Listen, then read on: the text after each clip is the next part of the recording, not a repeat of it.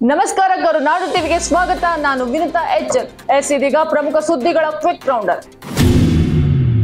ಶಿಕ್ಷಣ ಸಂಸ್ಥೆ ಮೇಲೆ ಇಡಿ ಅಧಿಕಾರಿಗಳು ದಾಳಿ ಮಾಡಿದ್ದು ಈ ವಿಚಾರಕ್ಕೆ ಕುರಿತಾಗಿ ಪರಮೇಶ್ವರ್ ಅವರು ಪ್ರತಿಕ್ರಿಯೆಯನ್ನ ನೀಡಿದ್ದಾರೆ.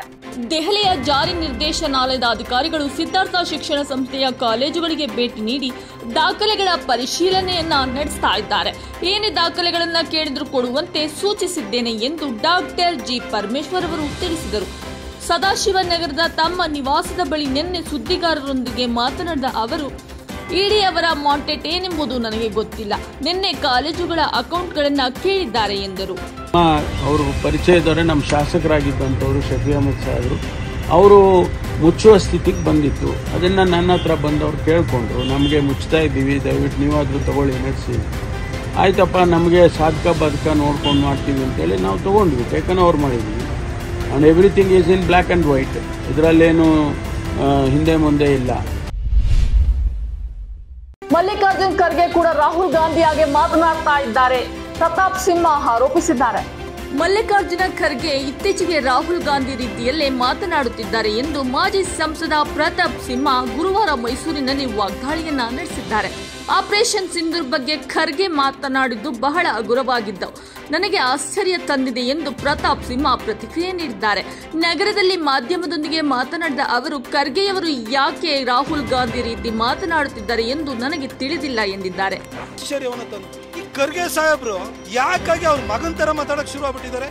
ಅಥವಾ 2009ರಲ್ಲಿ ಡೆಲ್ಲಿಗೆ ಹೋದ ನಂತರ ಆ ರಾಹುಲ್ ಗಾಂಧಿ ಜೊತೆ ಇದ್ದು ಇವರಿಗೂ ಕೂಡ ಆ ಪಪ್ಪು ಮನಸ್ಥಿತಿ ಬಂದ್ಬಿಟ್ಟಿದ್ಯಾ ಅಂತ ನನಗೆ ಆಶ್ಚರ್ಯ ಆಗ್ತಾ ಇದೆ ಮತ್ತು ಅನುಮಾನನೂ ಕಾಡ್ತಾ ಇದೆ. ಯಾಕಂದ್ರೆ ಖರ್ಗೆ ಸಾಹೇಬ್ರ ಬಾಯಲ್ಲಿ ಇಂಥ ಮಾತುಗಳು ಬರಬಾರ್ದಿತ್ತು. ಬಹಳ ಹಿರಿಯ ರಾಜಕಾರಣಿ, ಅನುಭವಿ ರಾಜಕಾರಣಿ, ಅವ್ರ ಬಾಯಲ್ಲಿ ಚುಟ್ಪುಟ್ ಅನ್ನೋ ಮಾತು ಬರ್ತಾ ಇದೆ ಅಂತಂದ್ರೆ ಒಂದು ಅವರ ಮಗನ್ ತರ ಅವ್ರು ಮಾತಾಡಕ್ ಶುರುವಾಗಿದ್ದಾರೆ, ಇಲ್ಲ ರಾಹುಲ್ ಗಾಂಧಿ ಇನ್ಫ್ಲೂಯೆನ್ಸ್ ಜಾಸ್ತಿ ಆಗಿ ಅವರು ಕೂಡ ಪಪ್ಪು ಆಗ್ಬಿಟ್ಟಿದ್ದಾರೆ ಅಂತ ಅನ್ಸುತ್ತೆ. ಪೊಲೀಸ್ ಅಧಿಕಾರಿಯ ಜೊತೆ ಕೆಆರ್ಎಸ್ ಮುಖಂಡ ಕಿರಿಕನ್ನ ಮಾಡಿಕೊಂಡಿದ್ದಾರೆ.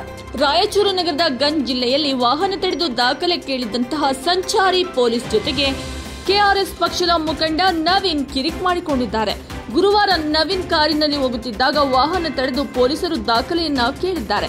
ಈ ವೇಳೆ ನವೀನ್ ತಪಾಸಣೆ ನೆಪದಲ್ಲಿ ಎಲ್ಲೆಂದರಲ್ಲಿ ಗಾಡಿ ನಿಲ್ಲಿಸಿ ದಾಖಲೆಯನ್ನ ಕೇಳುವಂತಿಲ್ಲ ಎಂದು ಪೊಲೀಸರನ್ನ ಪ್ರಶ್ನಿಸಿದ್ದಾರೆ. ಘಟನೆಯ ವಿಡಿಯೋವನ್ನ ನವೀನ್ ಅವರು ಫೋನ್ನಲ್ಲಿ ಸೆರೆ ಹಿಡಿದು ಸಾಮಾಜಿಕ ಜಾಲತಾಣದಲ್ಲಿ ಹಂಚಿಕೊಂಡಿದ್ದಾರೆ. ಮೈಸೂರು ಸ್ಯಾಂಡಲ್ ಸೋಪ್ನ ರಾಯಭಾರಿಯಾಗಿ ತಮನ್ನಾ ಭಾಟಿಯಾ ಆಯ್ಕೆಯಾಗಿದ್ದಾರೆ. ಬಹುಭಾಷಾ ನಟಿ ತಮನ್ನಾ ಭಾಟಿಯಾ ಅವರನ್ನ ಮೈಸೂರು ಸ್ಯಾಂಡಲ್ ಸೋಪ್ನ ಅಧಿಕೃತ ರಾಯಭಾರಿಯನ್ನಾಗಿ 2 ವರ್ಷಗಳ ಅವಧಿಗೆ ಗುರುವಾರ ನೇಮಕ ಮಾಡಲಾಗಿದೆ.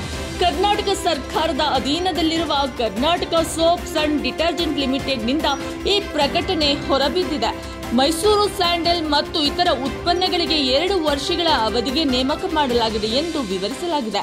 ಇದಕ್ಕೆ ತಮನ್ನಾ ಭಾಟಿಯಾಗೆ 6.2 ಕೋಟಿ ರೂಪಾಯಿ ಸಂಭಾವನೆಯನ್ನು ನೀಡಲಾಗಿದ್ದು, ಈ ಬಗ್ಗೆ ವ್ಯಾಪಕ ವಿರೋಧವೂ ಸಹ ಕೇಳಿಬಂದಿದೆ. ನಟ ಮಹೇಶ್ ಬಾಬು ಕುಟುಂಬದಲ್ಲಿ ಕೋವಿಡ್ ಪ್ರಕರಣ ಕಂಡು ಬಂದಿದ್ದು ಇದೀಗ ಜನರಲ್ಲಿ ಆತಂಕಕ್ಕೆ ಕಾರಣವಾಗಿದೆ.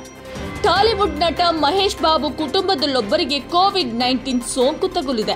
ಇದರಿಂದ ಮಹೇಶ್ ಬಾಬು ಕುಟುಂಬ ಹಾಗೂ ಅವರ ಅಭಿಮಾನಿಗಳಲ್ಲಿ ಆತಂಕ ಹೆಚ್ಚಿದೆ.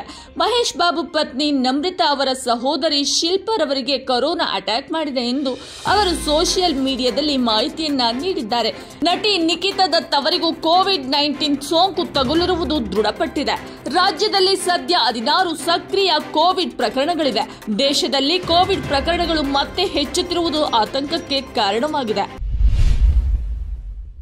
ಇದಾಗಿತ್ತು ಈ ಕ್ಷಣದ ಪ್ರಮುಖ ಸುದ್ದಿಗಳು. ಮತ್ತೊಂದಷ್ಟು ಸುದ್ದಿ ಸಮಾಚಾರದೊಂದಿಗೆ ನಾನು ನಿಮ್ಮ ಮುಂದೆ ಬರ್ತೀನಿ. ನಮಸ್ಕಾರ.